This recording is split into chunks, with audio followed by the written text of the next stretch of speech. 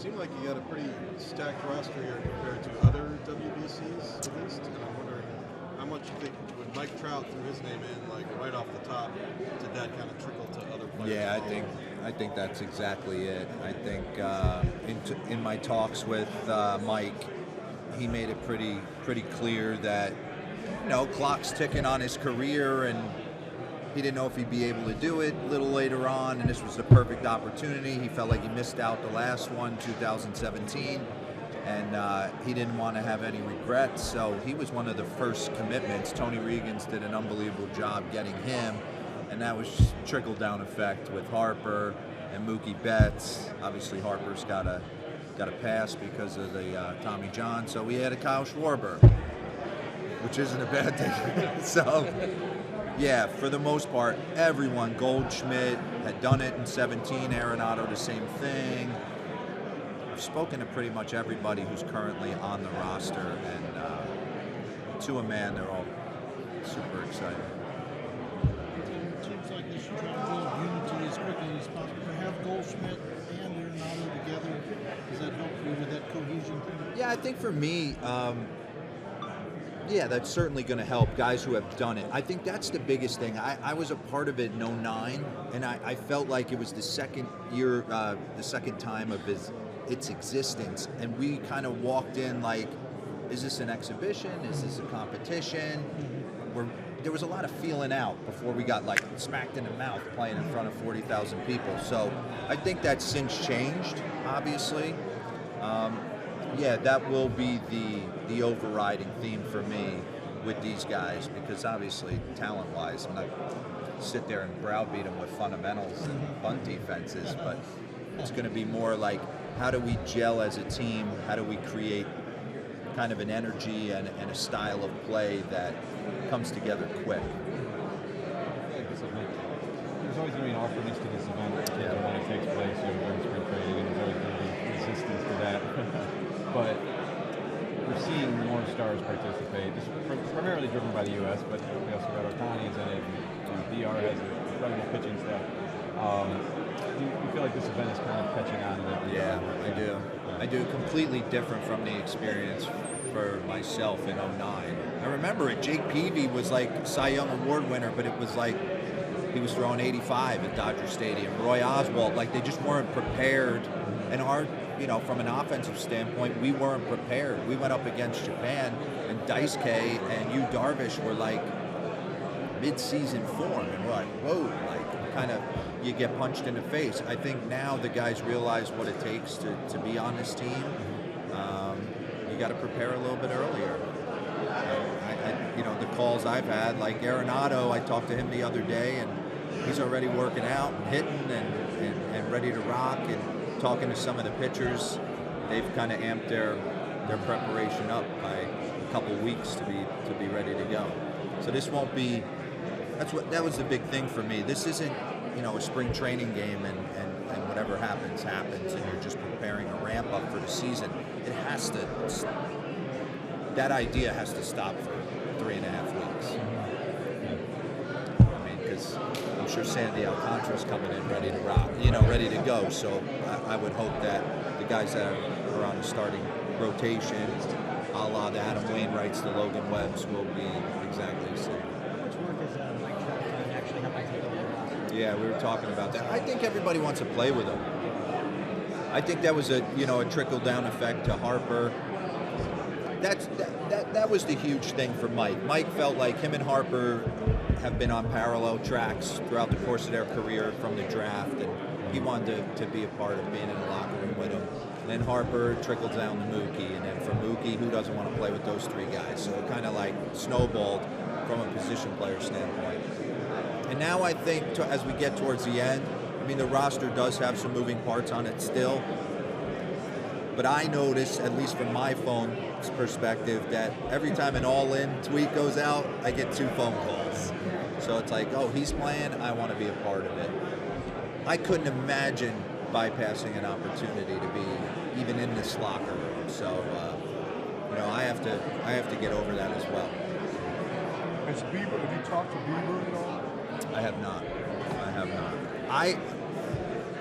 My goal, I talked to Jim Leland at length. Obviously, the manager in 17, ton of respect. He's the best. And his big thing is your number one goal is to create team unity as quick as possible and to deliver these guys healthy back to their parent club.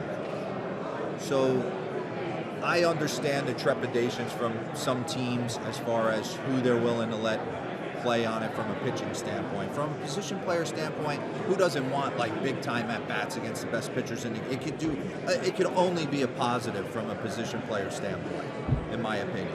But I do understand some of the trepidation. So I've stayed out of those conversations. There's some protocols as far as team and agent and player as far as wanting to go. So yeah, there has been. I mean, we've cast a wide net. Tony's done an unbelievable job as far as that's concerned. But yeah, there's been some guys. Roster for like, you know how the dream teams have always kept college players or young players to like, you know, give them that experience. Is your roster going to have? I think Bobby Witt Jr. is going to be that player for us. To be honest with you, I mean, a guy who has come through the high school ranks and the Team USA ranks as the guy. He was adamant about wanting to be a part of this, wanting to be in the room with those guys, wanting to just, like, it wasn't about playing time. He's like, I just want to be around these players, see how they operate, see what a superstar does on a daily basis to get ready for a season, and kind of pick up the slack in any way possible. I said, you might end up being our best player. I mean, who knows, right? Everyone gets hot at different times throughout the course of spring training, but he's that kind of guy. But then there's other guys. I mean, I don't want, the Adley Rutschmans of the world. You can understand why the Orioles would want him in spring training with Baltimore, working with their pitching staff. So there's a lot of that, like how much playing time you're going to get, as opposed to what it means to your team.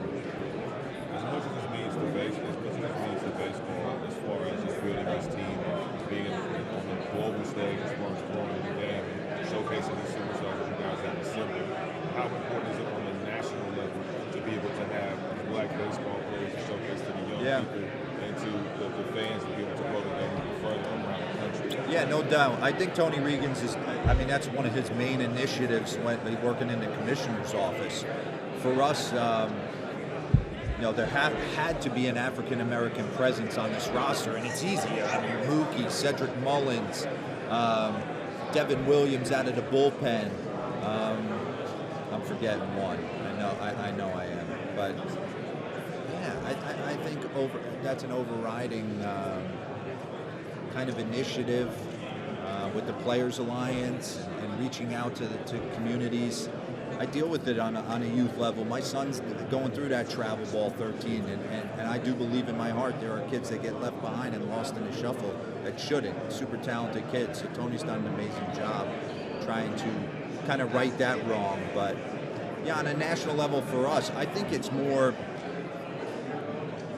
you just see how fired up the Dominican team is and how fired up Puerto Rico is and how fired up Japan is to come in and try and win this thing.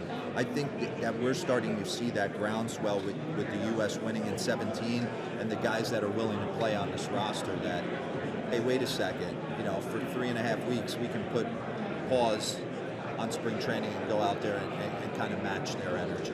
You talk about the coaching staff that you guys were able to assemble and have those veterans and have that type of presence on the coaching staff to be able to get to the players as well as the young players that you have on the squad as well.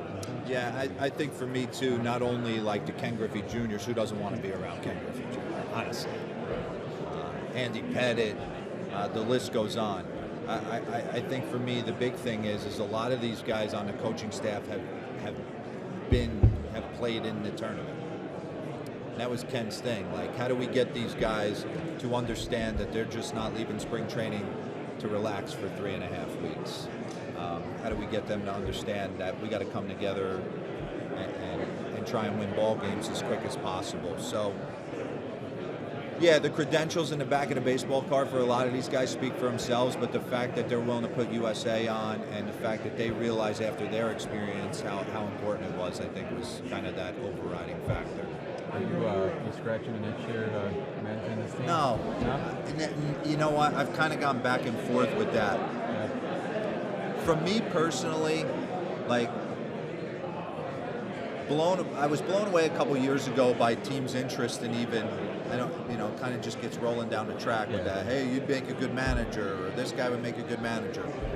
And then going through a couple of those interview processes, I was like, man, you're not like actually going after these jobs. I was more interviewing the teams than they were in. And, you're not getting it. You're not getting a job that way.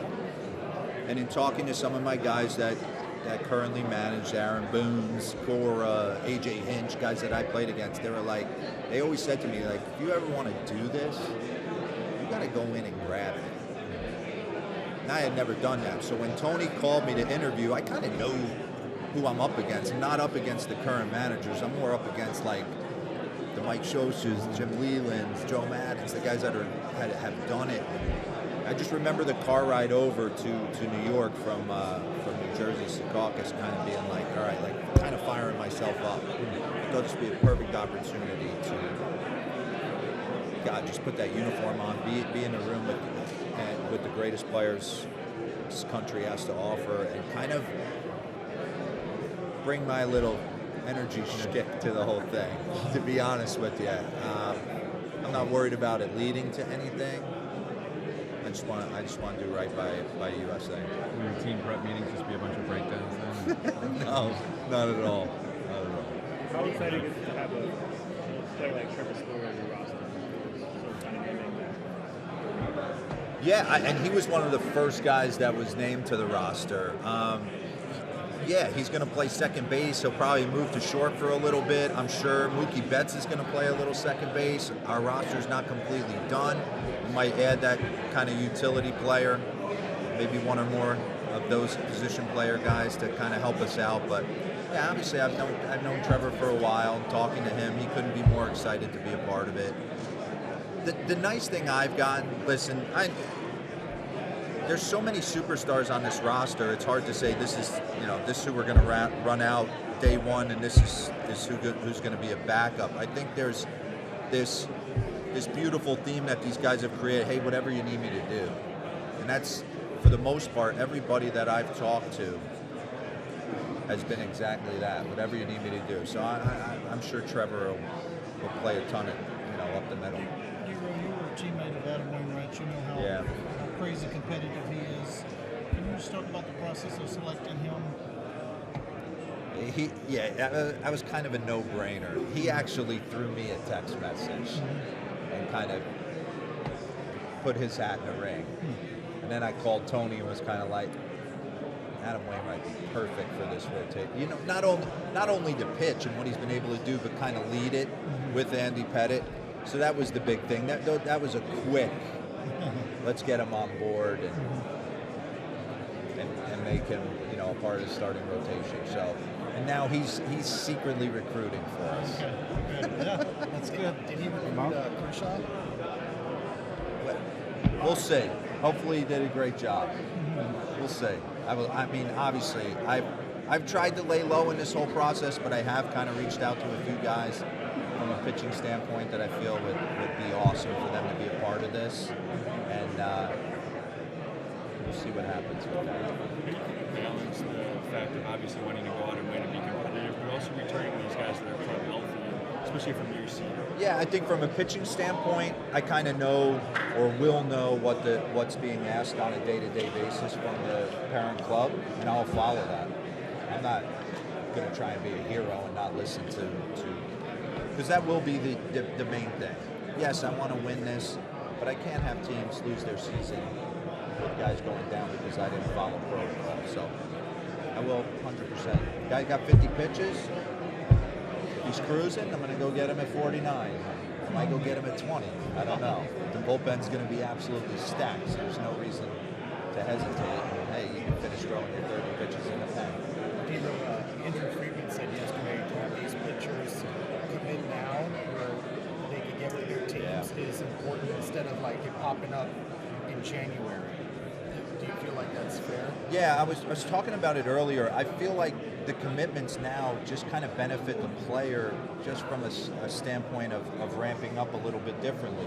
When I did it in '09, we kind of approached it more like an exhibition than a competition, and our pitchers were behind. You know, the Jake Peavies, the Roy Oswalds that are used to sitting at 94, 95, we're sitting at 88, 89. You're not gonna get through Dominican and Japan and all these teams at that. So I just, in talking to a lot of the pitchers and position players, they're adjusting their off-season workouts to be ready to go. What's the goal for Kershaw? Because yesterday he talked about, he has some interest and he's already had some preliminary talks with the team. Well, obviously, I'm not going to announce anything before Tony Regan's announces it, so it's good. I would love to have him, but I ain't going to say he's 100% in until I see that tweet.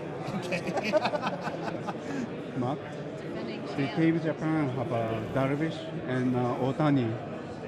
Team Japan Yeah. has Darvish and Otani. What do you describe? And Well, I hope Otani pitches the day before.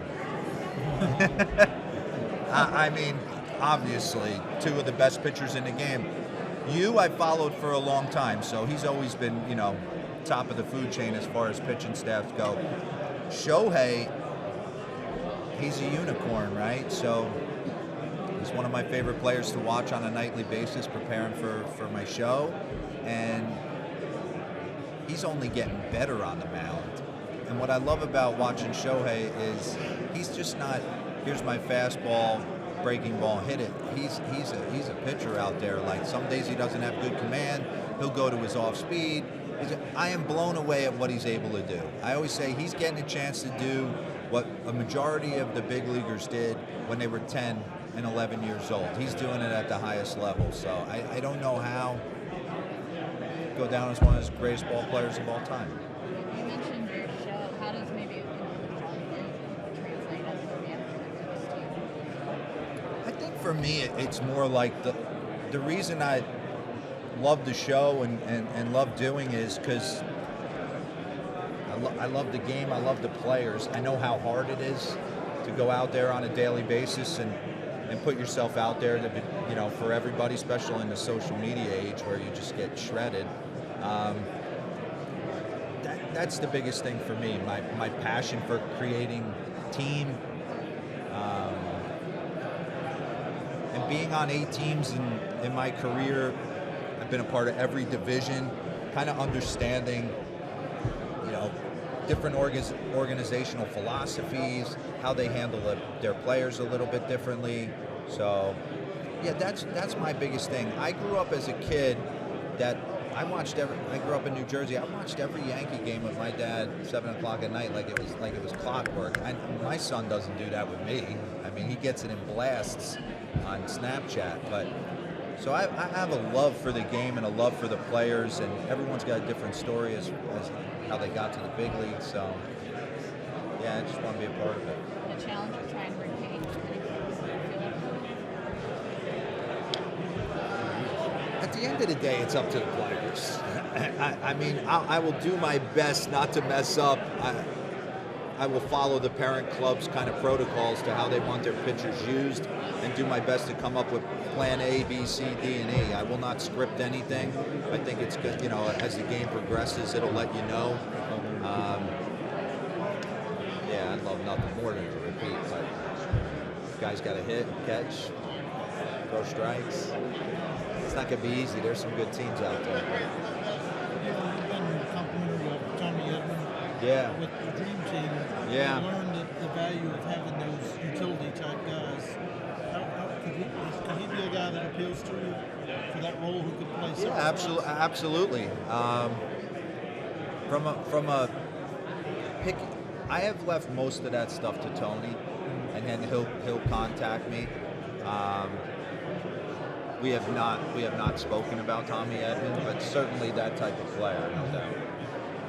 Well, you mentioned being from Jersey, all you've done in this game. Any moment or two that sticks with you from your time at Penn, you carry with you to now? Wow. I think for me, putting myself in uncomfortable positions, that was another one. I could have took the easy road out, went to a couple different schools, and had a little bit of easier time in the classroom and concentrated and focused more on the sporting side of it. I knew I was on, you talk about going and competing. I knew every time I walked into the classroom, I was undermanned, So I thought it was a huge opportunity again I always had visions of playing in the big leagues, but in case it didn't happen, I wanted to put myself in the best position to be successful after college. So that's why I chose to go there. And they don't put your GPA, at least back then, they didn't put your GPA on resumes. So I'm like, if I can find a way to gut it out and get through this, I'd be better off for it. Still in touch with the baseball team now? Yes, I am, actually. Yeah, they had a good year last year. Last couple years. Yeah. Some nice talent.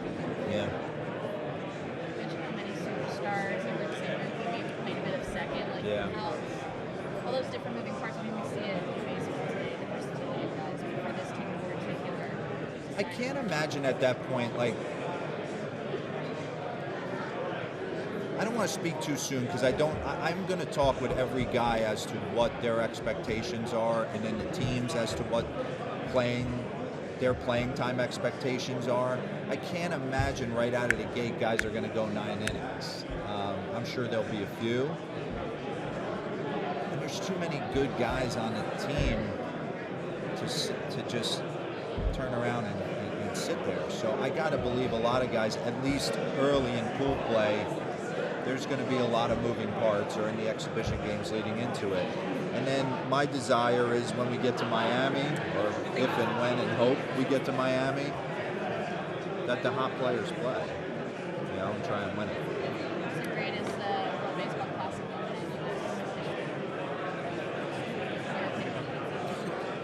I mean, for me, it was when David Wright hit a little blooper to right field against Puerto Rico, and we all rushed the field. But I would think the thing that's jumping in my mind is Adam Jones robbing his teammate.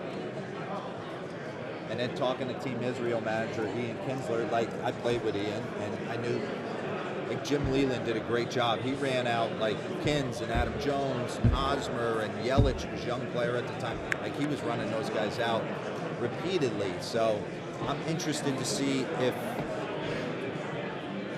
I want the player. I want to build something where the players are super honest with me. Like, don't give me the whole like, yeah, I'm going. I want to go 9 back-to-back days. Like, if you really don't, there's too many good players here where we can massage it different ways. But certainly Mike Trout and Goldie and Betts and Arenado, and they're gonna command how it goes.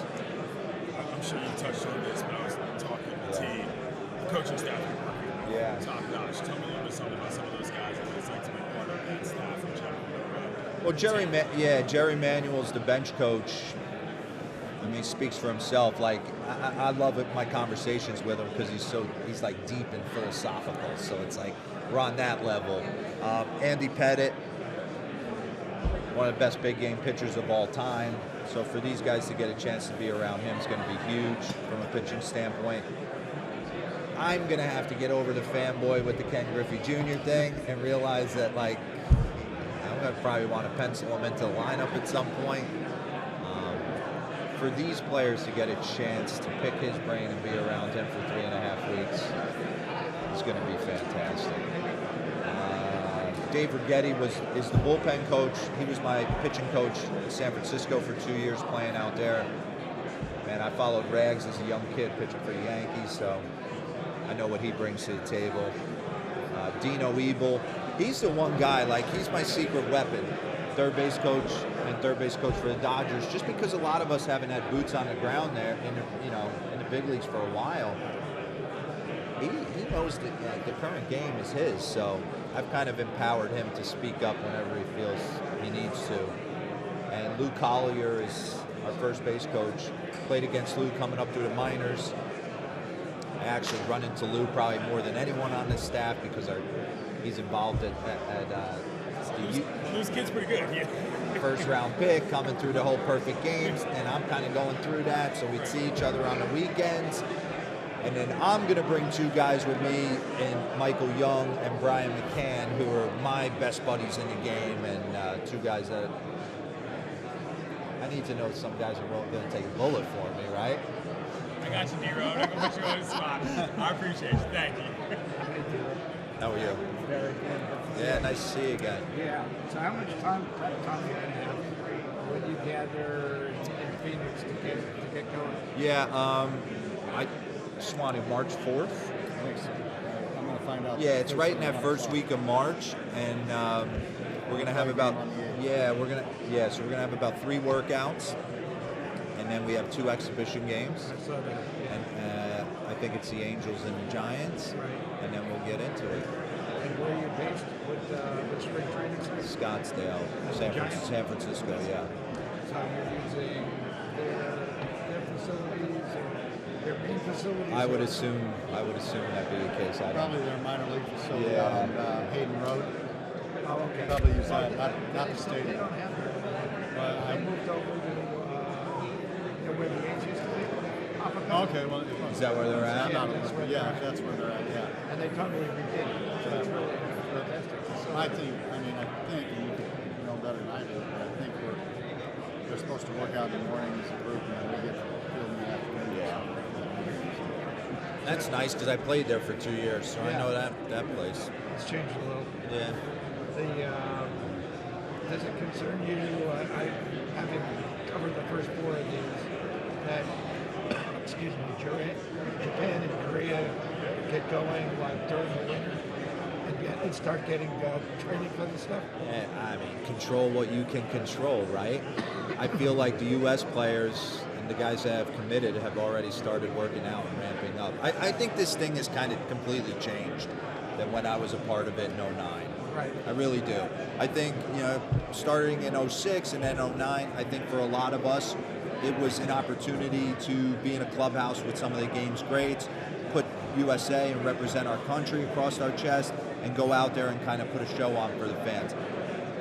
I think that's since changed, seeing the passion from the other countries, and then seeing the passion from, like our current GM, Tony Regans, and like, hey, let's get it rolling. So I think our players have approached it completely different. After listening to guys like, I've talked to Adam Jones, I've talked to Ian Kinsler, I've talked to Jim Leland a ton. It's different. And then talking to the players, complete difference. Like Nolan Arenado, spoke with him last week, he's already rolling. So I think a lot of guys are saying. You played for Davey Johnson's team? Yeah. I remember correctly. Yeah, that's right. Yeah. So you followed Buck, Davey, Joe, pretty much Jim. Yeah. Lineage, huh? Yeah, I played for Buck too. Humbled and honored. Try and do what I did as a player, right? Create clubhouse chemistry and team chemistry as quickly as possible. It's the game's great. I mean, it's our game's greatest, some of our greatest players. So I'm not going to kill them with fundamentals. We'll go over a few things because I think some teams are going to realize you're not just going to beat us sitting back waiting for the long ball. So I'm sure there's going to be some teams from different countries that try certain avenues to score. I want to make sure that the guys understand, we're still going to do some fundamental stuff. How do you feel just coming into kind of your first manager job? Try not to make it any bigger than it is, right? Know the game. Trust my gut. Let the players play. Let the players That's play. how they tell it, We'll win if they hit and pitch and catch the ball. Isn't that the way it always is? Yeah. I thought Leland did the best job. He did an unbelievable job at that. He always does, though, right? Yeah. I mean, he is the perfect guy for that. I think for me, talking to him, his biggest thing was, the players are the show, but you have to be the conductor. Kind of, get them to understand that this is important. It's important to put USA across your chest. If you're coming here to mess around, we're going to ask you to leave. So. Yeah, that's what he did. Yeah. He said if you don't want to pitch today and you have a pitch day in Florida, go to Florida. He did that with a couple of guys. And you might not come back. Right. Yeah. And that's the other thing. I don't want to. People have asked me that. Will the team change? Listen, when we did, again, I keep going back to 09 because that's all I know.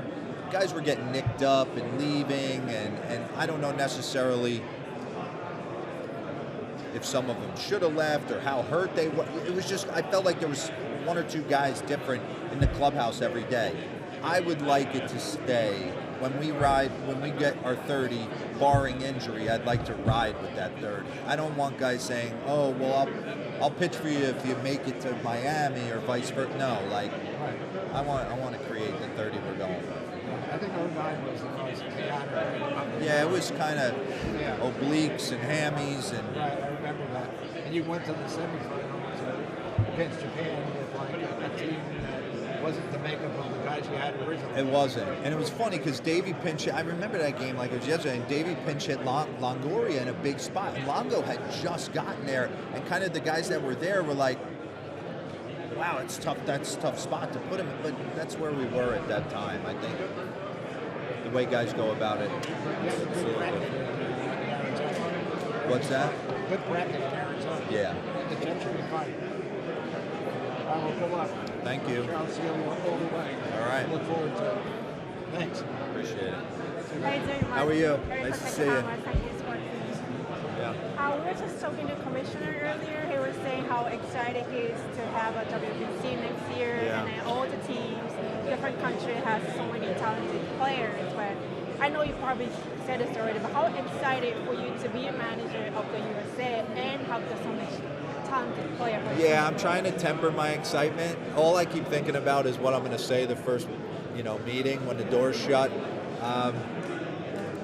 Got the greatest players in the world playing in this thing, competing at the highest level. It's such an opportunity for them to go out and kind of represent their country, have fun with it, understand the passion behind it, and put on such a show for the fans. So for me to be in the room with the Mike Trouts and the Mookie Betts, listen, I'm a fan. I want to watch how they prepare, but at the same time, get them to buy into team as quick as possible.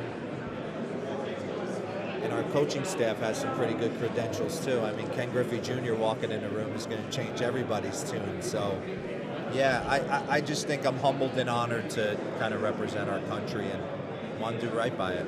Is there any concern for the workload for the player has to bring, maybe for the starting pitcher? Oh, the way I'm approaching it is two things. A, I obviously want to win, and that will be the overriding theme is to try and win this thing. But at no point jeopardizing a parent club's superstar. I want them all to leave healthy and with a great experience and go back and try and win a World Series. So I would assume that the teams would have kind of a daily protocol for each of their pitchers, what's expected, from a starter. He's going to throw 50 pitches this game.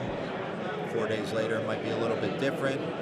For a reliever, probably won't go back-to-back days. So, yeah, I'm going to honor that. There's too many good players for me to feel like this one guy has to be the be-all, end-all.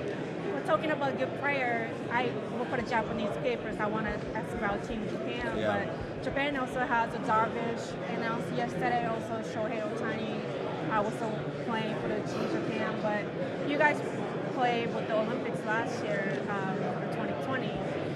But if you guys gonna face the Team Japan again, what would be kind of like tactic to? I'm not telling you. It's funny. I played in 09 and we lost to Japan in the semifinals, and that was kind of my first look at you, Darvish. Not surprised by their talent. I mean, Ohtani's. You could argue he's the best player in the game, right? Best player in the world. What he's able to do. Listen, it's about respect your opponent, fear none of them. It's baseball at the end of the day. It'll be up to the players to perform, get hits. A lot of these guys have been in the box against you and Shohei. I'm sure the world would just love to see Shohei face off against Mike Trout, two teammates going head to head. So, yeah, I know what Japan brings to the table. Obviously, expect them to be there in the end. We'll see. Do you prefer the pitching Shohei or the Shohei as a hitter? It doesn't matter. He's so good at both. I mean, honestly, and he's such a fast base runner as well. His maturity as a pitcher this year kind of took the next step. I mean, because he's not a guy who when he doesn't have his blazing fastball, is not going to be effective. He's got a split, got the slider, he's got a feel for what he's doing out there. Yeah, so he took the next step. We did the all MLB team yesterday. He was first team pitcher, second team DH. I mean, it's crazy. It really is crazy. He's playing like what we used to do at 12 years old in our town little league. He's doing against the greatest players in the world. So nothing but respect. Maybe you're gonna ask Trout a lot about how to. I'm sure he's gonna. Yeah, well, I'm sure we'll have some secrets in there. Do you have a chance to talk to Logan Webb? I haven't spoken to him yet. I have not spoken to him yet. You expect him to pitch for you now? Oh yeah. Oh yeah. I love everything about him. I love his stuff. I love his moxie on the mound. You target certain guys. I mean, obviously you cast a wide net. You try and get the game's grades to buy in, but Logan was certainly on the short list. We kind of had to wait and see with the Giants. They were willing to let us use him. But yeah. Who? We did not. We did not. That was when I got the managerial spot. It was Turner and Tim Anderson. Yeah. Everybody who does it, you cannot. You cannot. But it's funny. Buster moved close to me, so I see him a lot. Yeah, we were talking about it the other day. He said it was one of the best experiences he was playing. I'm sorry. No, go ahead. I'm asking for the everybody. So I know that the U.S. team is a very talent, many talent. But if you choose to the one player, who is the best player or key player in the U.S. Who's the best player on our roster? Yeah, roster. I'm not disrespecting a single guy, but obviously I think Mike Trout will go down as one of the 5 greatest players of all time. So to get a chance to be in the same dugout with him and manage him is a thrill of a lifetime. I stay up I'm on the East Coast. I stay up all the time and watch West Coast just to watch him swing the baseball bat. So for me, how many games he missed this year, and he hit 40+ homers, so he's the guy. Okay, this last question. If not, how do you feel if Shohei Ohtani is going to the Team Japan and the WBC? How do you feel it? I think it's huge. I mean, listen, Shohei, you could argue he's the best player in the world. What he's been able to do is unthinkable. I mean that. I don't think we love on him enough for what he's doing. I mean, 35+ homers, a #1 starter. His value cannot be measured in the game, and the way he handles himself with such class and respect. He's different. He's global superstar. You know? Thank you so much.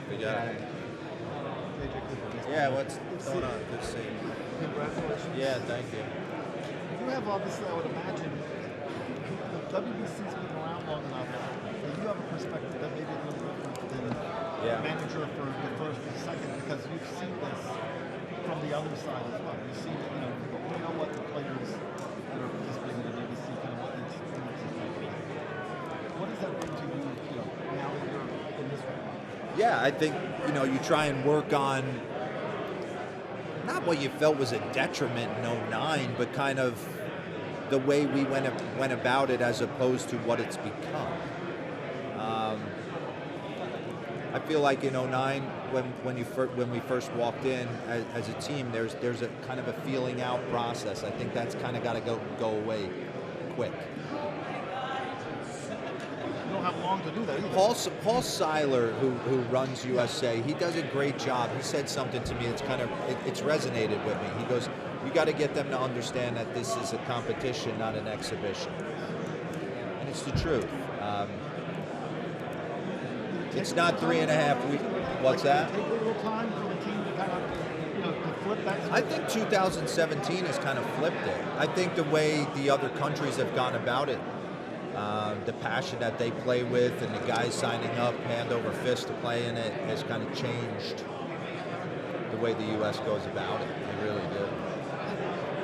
Obviously, I mean, it's an honor to be the manager of the U.S. team. It's also a responsibility. Oh yeah. Oh yeah. Try not to really think about that. Again, congratulations, and also at the same time, but again, I've written down 1,700 lineups. How do you make everyone happy? You can't.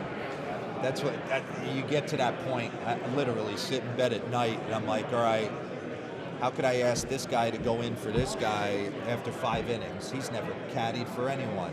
I need more me's.